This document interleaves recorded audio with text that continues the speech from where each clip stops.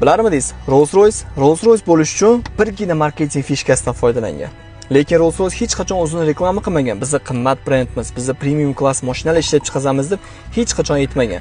Lekin siz Rolls-Royce mashinasini ko'rganingizda doim qimmat, sifatli, premium degan tushunchaga ega bo'lasiz. Bunga sabab ular psixologik faktorlardan foydalanadi. Misol uchun, aeroportlarda shaxsiy samolyotlarning oldida biz Rolls-Royce ko'ramiz ko'pincha. To'g'rimi? Nimaga Toyota yoki Hyundai ko'rmaymiz? Sababi marketingda brend positioning, ya'ni brendni pozitsionirovanyasi degan narsa bor. O'z brendingizni qanaqa holatda ko'rishingiz. Bular o'zini shu eksklyuzivniy, hashamatli, sanoqli insonlar sotib ola oladi degan tushunchani odamlarga yetkazishga harakat qiladi. Shuning uchun ular reklamaga muhtoj emas.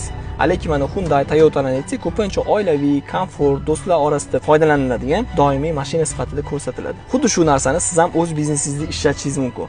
Misol uchun, luxury segmentda, qimmat chekda mahsulot yoki xizmatingizni sotmoqchi bo'lsangiz, bunga sizni kiyinishingiz, qanaqa gapirishingiz, qanaqa mashinada yurishingiz, atrofingizda kimlar bo'lishi ham katta ta'sir qiladi.